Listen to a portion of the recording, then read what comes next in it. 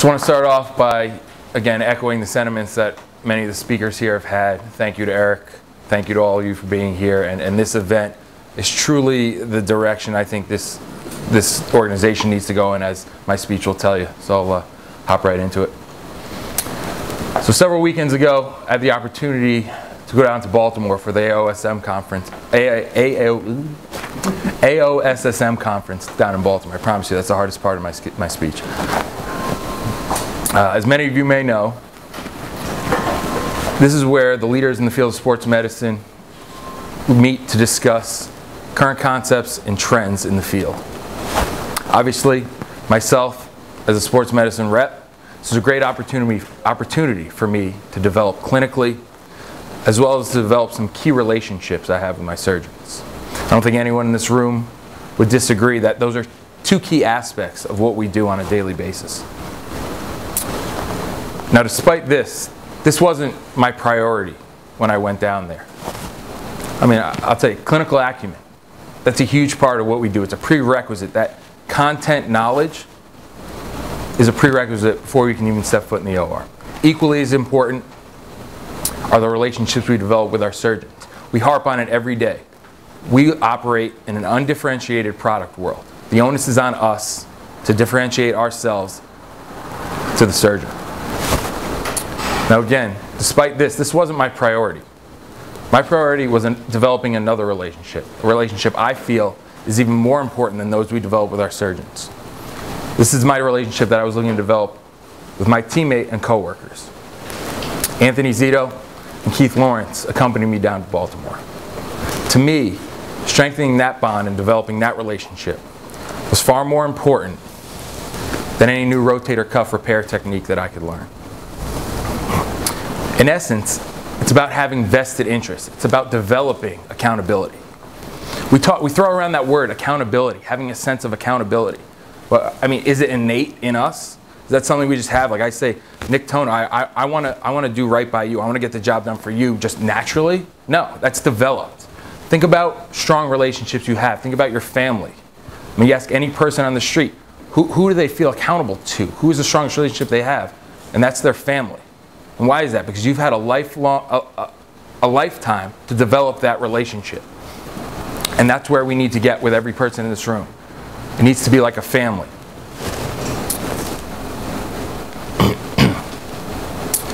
Now, when you blur that line between personal and professional, you'll see that the performance of the collective rises. I can tell you from personal experience of mine that there's a direct correlation, a strong correlation between the bond between a group and their collective performance. And ultimately, that's what we're seeking to accomplish. Peak performance of the collective. Now, as most of you may know, I play football at Harvard. Talk to me for 5 minutes. You'll definitely get some stories about the glory days. I know it might bother some people, but you know, tough. Deal with it. So, but seriously, my time at Harvard definitely helped shape the person that I am today and had a strong part in my development.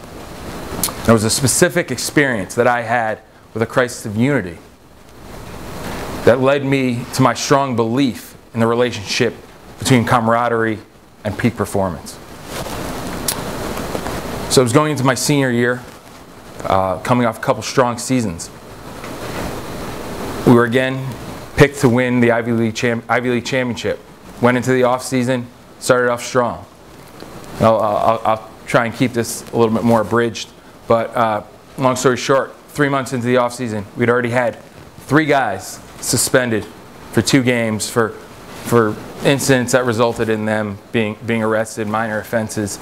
Apparently, it's a felony offense to steal rubber gloves from an ambulance. You live and learn.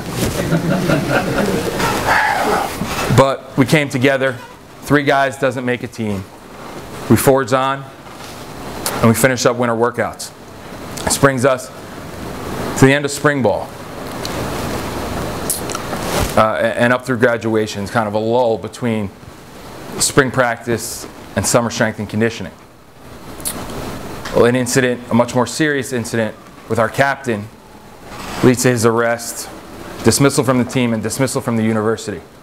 Just like that, without our captain and our All-American linebacker. And just so you're aware, Harvard, as tradition, only elects one captain every year. So we were with no captains.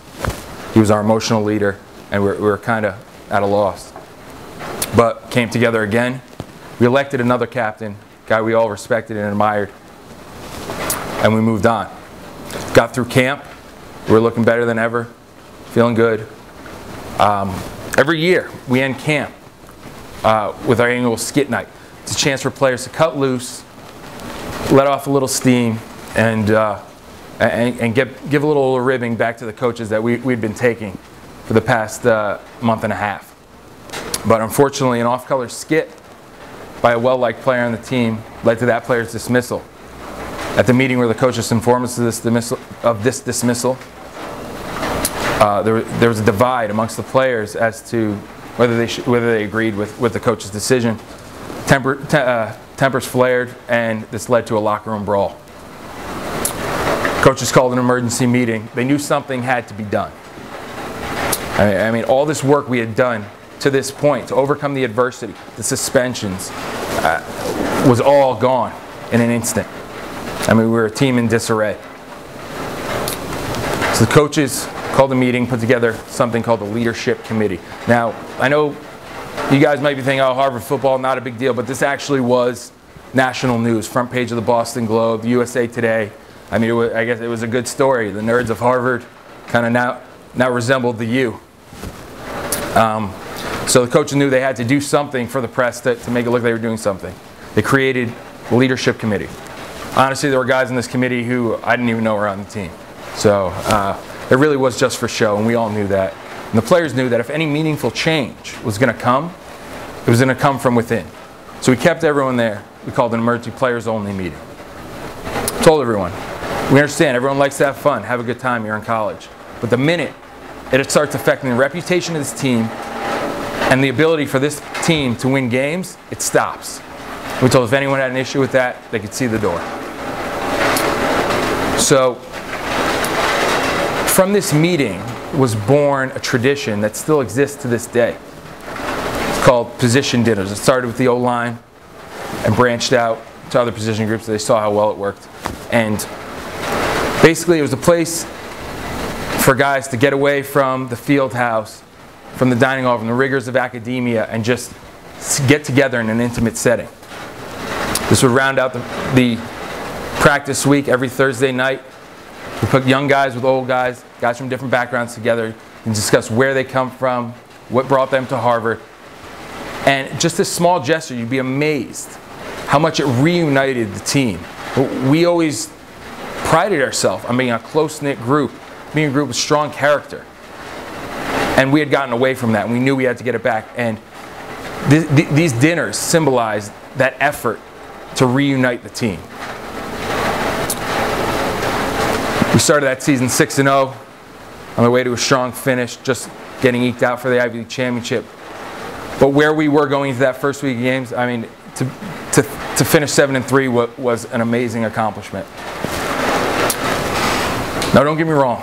I look at this group, we definitely do not have a crisis of unity. Quite the contrary. I mean, it's events like this that make me proud to be part of this group and excited for the future of Empire. But we need to take it to that next level. I look around, I see a vastness of experience and a depth of character that's unparalleled in any single group I've ever been a part of. But we need to share those experiences more. We need to take that next step. Now, this is where I put it to you guys. And this isn't a hollow challenge to say, hey, yeah, maybe you're going to do it. This is going to happen. We make priorities. We prioritize dinner with our surgeons and going out to drinks. I mean, that's business. We need to start prioritizing our relationships with each other, strengthening that bond. And so I say once a month, and we're going to hold to this. I mean, I'm not going to call it mandatory, but you're going to make every effort to be there. We're going to do an activity. We live in New York City, the cultural epicenter of the world. I mean, and I know every single one of you has a passion that you experience out in that playground of New York City.